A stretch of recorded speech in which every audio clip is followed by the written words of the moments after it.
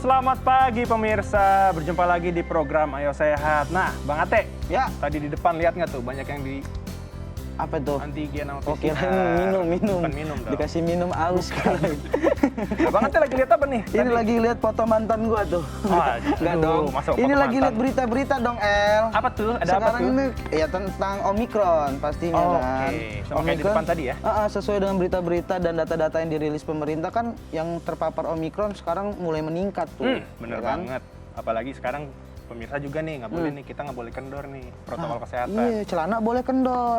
Kalau itu Protokol enak buat kesehatan tidur. jangan, ha? Kalau itu enak buat tidur, beda. Nah, gini Bang Ate, daripada Apa-apa? kita berlama-lama lagi nih kita ngomongin soal Omikron tapi nggak ada ahlinya nih. Itu dia. Seperti biasa pemirsa kita akan mengundang dokter sekarang, dokter spesialis.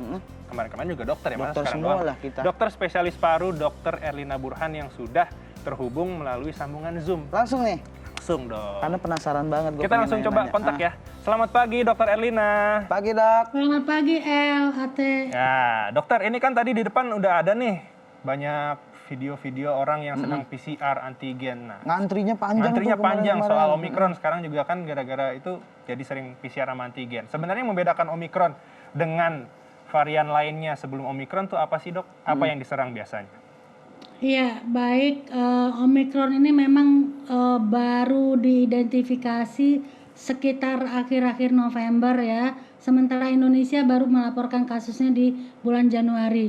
Yang membedakan varian Omikron ini dengan varian lain adalah bahwa satu hal yang sangat-sangat kita harus perhatikan bahwa varian ini sangat mudah menular dan kecepatan menularnya juga sangat tinggi. Ini terlihat dari data-data angka Indonesia dari Januari dari hari ke hari terus naik ya. Bahkan kemarin itu sudah 27 ribuan lebih. Padahal sehari sebelumnya masih 16 ribuan. Ini menunjukkan bahwa kita harus hati-hati karena terus terjadi peningkatan kasus karena sifatnya itu mudah menular. Ya. Oh Benar gitu. banget. Nah, Dok, selain tidak menunjukkan gejala nih, Dok. Salah satu gejala Omikron kan flu dan batuk ya. Yes. Nah, itu gimana cara membedakan kita antara flu batuk biasa dengan gejala Omikron tuh, Dok? Ya, kalau flu biasa kan biasanya hanya hidungnya tersumbat atau pilek atau bindeng begitu ya. Demikian juga kalau sakit batuk hanya batuk saja. Jarang yang juga disertai dengan bindeng atau hidung tersumbat. Kalau Omikron ini agak lengkap nih. Dia mulai dari nyeri tenggorok, kemudian nyeri, ada juga yang gatal ya, gatal, nyeri dan kemudian berlanjut dengan batuk, biasanya batuknya kering. Sementara itu hidungnya bukan saja tersumbat, bisa juga kemudian berair ya, atau kita katakan meler, atau suara bindeng juga, pilek, dan ditambah dengan kadang-kadang sakit kepala. Dan juga yang perlu diperhatikan adalah diawali dengan badan yang nggak enak. Ya, ini umum nih, orang mengatakan badannya nggak enak, gampang lelah, letih, lesu, nggak semangat ya. Dan berbeda dengan Delta misalnya, Omikron ini yang demam itu tidak sebanyak Delta. Kalau Delta 90% lebih pasien umumnya dimulai dengan demam. Kalau Omikron ini hanya sekitar 30-40% yang demam. Nah, tapi Dokter Erlina, kalau misalnya udah merasa pilek sama sering batuk nih, apakah kita sebaiknya harus melakukan tes atau bagaimana nih dok? Atau harus nunggu gejalanya lengkap dulu baru kita tes? Ya, dalam situasi yang kasus makin banyak saat ini, maka saya menganjurkan, menghimbau kepada masyarakat, terutama yang DKI nih, yang epicentrum, yang jumlahnya banyak banget nih ya. Kalau memang sudah ada gejala hidung tersumbat, disertai nyeri tenggorok atau pilek, nyeri kepala, lemas-lemas, segeralah memeriksakan diri untuk mengetahui status Anda apakah COVID atau bukan. Ya, kenapa itu penting? Karena biasanya orang kalau flu biasa jarang sekali yang melakukan protokol kesehatan. Tetapi kalau dia tahu dia COVID, pasti kemudian dia akan disiplin menjalankan protokol kesehatan. Ini penting. Kenapa? Kalau Anda menganggap itu flu padahal itu COVID, tapi karena tidak diperiksa Anda menganggapnya flu, maka bisa jadi orang sekitar Anda kemudian juga akan tertular dengan virus COVID gitu ya. Oke, nah Dokter Erlina ini terakhir mungkin ya di pertanyaannya, ini apa yang harus diwaspadai terkait dengan perkembangan kasus tentunya dan bagaimana peran dari vaksin booster kemarin dalam menghadapi varian baru ini Omikron, bagaimana dok? Nah, yang kita mesti waspadai adalah pertama bahwa lonjakan kasus akan terus naik dan Kemenkes sudah mengatakan bahwa puncaknya kemungkinan adalah akhir Februari ini atau di pertengahan Maret. Oleh sebab itu, mari kita gagalkan prediksi itu dengan melakukan protokol kesehatan dengan sangat-sangat disiplin karena satu hal yang perlu diingat, apapun variannya protokol kesehatannya sama saja. Dan protokol kesehatan tidak bisa berdiri sendiri, namun juga harus dilengkapi dengan vaksinasi.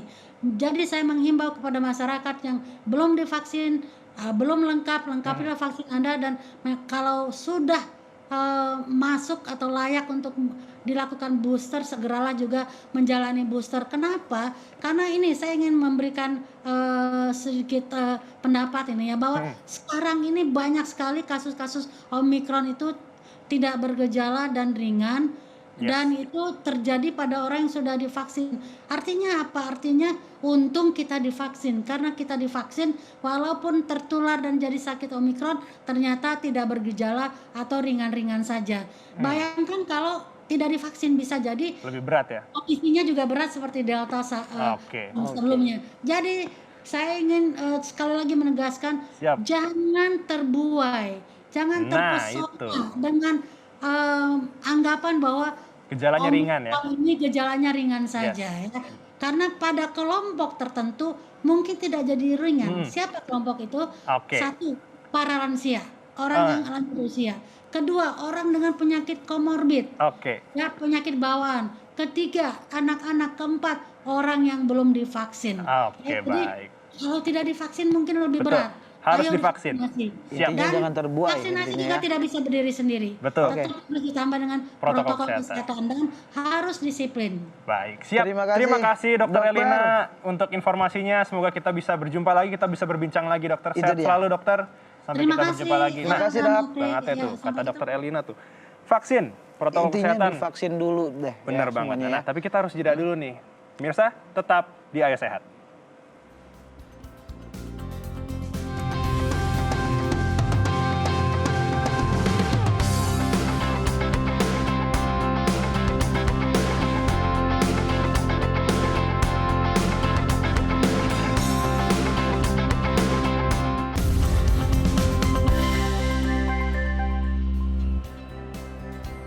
Anda kembali menyaksikan program Ayo Sehat Pemirsa, masih bersama saya Lin Fridianto dan juga Ate. Nah, Mas Ate, tadi saya sampai lupa memberikan janji. Nah, itu. Tapi saya lebih suka memberikan bukti saja sekarang. Bagus. Sekarang di tengah kita udah ada siapa nih? Sekarang kita udah ada kehadiran tamu spesial nih. Ada spesialis kedokteran jiwa, Dr. Zulfia Oktanida Syarif. Selamat pagi, Dok. Selamat pagi, Dokter. Cantik sekali. Dan juga influencer sekaligus survivor OCD, Aisyah Kamalia. Halo Kak Aisyah. Kita hari ini akan membahas mengenai OCD ya. Itu dia. Obsessive Compulsive Disorder. Nah, kita langsung aja nih. Kita ke dokter dulu kali ya Mas Ate ya. Langsung ke dokter Dok, dulu deh. OCD itu sebenarnya apa sih, Dok? Nah, OCD itu adalah satu gangguan mental sebetulnya ya. Satu gangguan mental yang ditandai dengan ada gejala obsesi dan kompulsi. Obsesi itu adalah pikiran yang berulang, pikiran yang melelahkan, tidak diinginkan, tapi terjadi berulang-ulang. Kalau kompulsi adalah suatu aksi, tindakan juga berulang-ulang gitu. Jadi ada obsesi, ada kompulsi. Jadi itu terjadi secara berulang-ulang. Itu dia tuh. Nah, Dokter Vivi, Ate kan udah riset nih, Dok. Sebelum dokter datang, Ate udah riset dulu Canggih nih. banget. Apa sih yang Ada nggak di bisa? LED nih, riset dari Ate nih. Nah, jadi dokter Ate menanya, bisa dijelasin nggak yang ada di gambar di LED kita? Oke. Orang kan taunya OCD itu cuma bersih-bersih, hitung-hitung ya. Padahal sebenarnya tuh ada beberapa tipe gitu ya, sesuai risetnya. Apa nih? Ada yang tipe kontaminasi, artinya takut terkontaminasi virus atau kuman. Jadi sering cuci tangan, bersih-bersih. Kayak sekarang misal, tapi over tentunya ya. Kemudian ada yang harus simetri, teratur. Nggak boleh miring gitu. Jadi bolak-balik ngelurusin, bolak-balik nyusun gitu ya. Oh, iya. Ada juga yang takut bahaya, bolak-balik cek kompor, cek pintu gitu kan, takut kemalingan gitu. Kemudian yang tipe agresif atau kekerasan ini berpikir akan menyakiti orang lain gitu. Jadi akhirnya bolak-balik berdoa atau ibadah untuk biar nggak merasa berdosa gitu. Jadi tipenya ada macem. Iya, ada anaknya banyak banget macem. berarti. Pelatih cek WA terus nih, kok nggak ada chat dari doi, itu apa tuh? Itu bucin. Itu bucin ya, itu bucin beda ya. Bucin. Nah, sekarang ke Mbak Aisyah nih. Mbak Aisyah mungkin bisa cerita nggak sih pengalaman OCD-nya itu seperti apa dan kapan taunya tuh kalau Mbak Aisyah OCD? Kalau aku sih waktu itu tahu pertama kali OCD, sebenarnya sadar ada yang aneh dari SD. Jadi kayak aku sering ngulang-ngulang megang troli berulang kali gitu. Aku mikirnya kalau misalnya aku nggak pegang, misalnya kayak adekku jatuh atau gimana. Aku mikir kayak normal kali ya awalnya, karena ngelihat orang-orang juga mungkin kayak ya aku mikirnya orang-orang juga kayak gitu. Tapi begitu aku dewasa, terus aku punya stresor, aku pernah kemalingan di rumah, itu aku langsung lebih parah 3 kali lipat mungkin kali ya. Jadi aku ngecek-ngecekin rumah, terus semua pintu tuh aku gembok, bener-bener aku gembok. Dan aku tuh udah ngelihat gemboknya nih udah kepasang nih rapi nih. Tapi aku tetap ngecekin lagi berkali-kali gitu sih. Berarti emang ada ini ya dok ya, kayak si stresor ya tadi kalau kata Mbak Aisyah ya. Iya. Nah itu mungkin bisa dijelaskan dok, si stresor ini apakah memang harus ada dulu si stresornya ini baru OCD-nya itu muncul atau bagaimana dok? Ya, memang nggak ada satu penyebab pasti ya.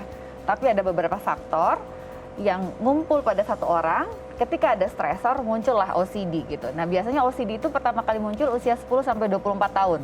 Jadi dari SD atau SMP mungkin sudah ada gejala OCD-nya gitu ya. Dan ini mengganggu, dan ketika ada stresor kehidupan bisa muncul lagi dengan versi yang lebih berat gitu. Kayak contohnya Aisyah tadi ya, di saat mungkin dewasa ada stresor makin menjadi gitu gejala-gejalanya kayak gitu. Nah, kalau untuk Kak Aisyah sendiri tuh pas udah tahu tuh ngerasa OCD tuh penanganan dan tindakannya apa? Yang pertama tuh aku bingung kan harus ngapain. Tapi sebenarnya aku tuh udah browsing dok. Jadi kayak kayaknya aku ngarah ke sini, tapi aku nggak berani self diagnosis kan. Akhirnya aku cerita ke mama, sama mama disuruh ke profesional. Kebetulan waktu itu mama emang kenal sama salah satu psikiater, jadi aku diarahkan untuk sana. Mamanya Aisyah keren. Langsung Langsung ya? Profesional. Benar. Dan dokter Vivi tadi kan bilang ada beberapa faktor. Nah, ini OCD ini ada faktor resikonya nggak sih? Ada. Jadi memang faktor resikonya misalnya dari faktor biologis ya. Itu menurut penelitian ada ketidakseimbangan neurotransmitter di otak gitu. Itulah kenapa orang OCD juga diberi obat untuk menyeimbangkan neurotransmisi ini gitu. Kemudian ada faktor genetik, faktor pola asuh, perkembangan seorang anak, bagaimana orang tua mencontohkan suatu perilaku pada anak, dan faktor stresor sosial gitu.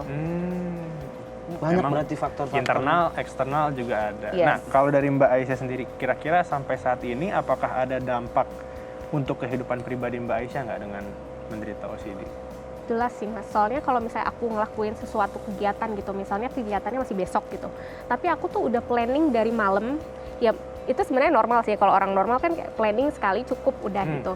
Nah tapi kalau aku tuh bener-bener di planning terus berulang-ulang kali sampai aku tuh nggak bisa tidur, bawaannya jadi kayak insomnia gitu. Terus jadi kayak gimana ya, nggak tenang aja hidupnya sih, kayak ngerasa selalu ada ketakutan, selalu kayak harus ngulang-ngulang, dan ketakutannya yang biasanya yang irasional. Jadi kayak misalnya entah aku kesamber petir kalau nggak ngelakuin ini berulang kali, ya kayak gitu sih.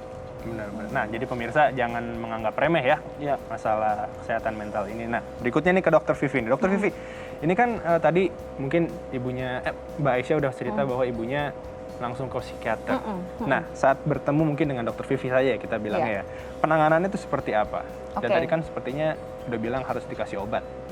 Yang lainnya seperti apa dok? Iya, jadi penanganan untuk OCD ini itu perlu komprehensif ya. Salah satunya dengan obat. Kenapa perlu obat tadi? Untuk menyeimbangkan neurotransmitter di otak ya, yang menyebabkan adanya obsesi dan kompulsi. Kemudian ada juga psikoterapi. Psikoterapi ini adalah suatu jenis terapi di mana dibantu oleh terapis, psikolog klinis atau psikiater untuk membantu orang dengan OCD itu bisa mengatasi obsesi dan kompulsinya. Ada salah satu jenisnya namanya CBT, gitu ya, tipenya Exposure and Response Prevention. Jadi contohnya gini, misalnya kalau pegang ini terus aku harus cuci tangan 10 kali. Nah nanti akan diajarkan bagaimana supaya begitu pegang gimana nih, tahan 8 kali aja deh gitu. Jangan 10 kali. Bertahap sampai bisa berkurang gitu. Contohnya seperti itu ya. Jadi dari yang paling ringan sampai pelan-pelan paling berat bisa handle gitu. Ya. Gejalanya, di manage. Iya sih dok, aku Nah, juga sama dokterku juga gitu dok. berarti ya. Gitu ya. Iya, itu jadi juga. kalau misalnya aku ngulang-ngulang gitu sama dokterku kayak dibilang sekali cukup gitu. Jadi aku tertanamkan gitu sih. Jadi emang harus bisa dibiasakan berarti ya istilahnya ya. Oke. Nah, Mas Ate, Dr. Vivi dan juga Mbak Aisyah, kita masih menarik banget pembicaraan mengenai OCD ini supaya pemirsa Ayo Sehat di rumah tahu. Tapi kita harus jeda sejenak dulu nih. Oke? Pemirsa jangan beranjak dulu, tetap di Ayo Sehat.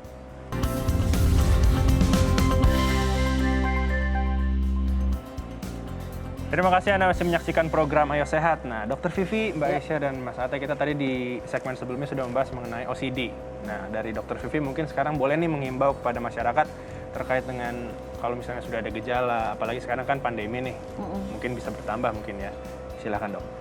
Oke, buat Anda semuanya, pandemi ini memang menuntut kita untuk selalu melakukan protokol kesehatan ya.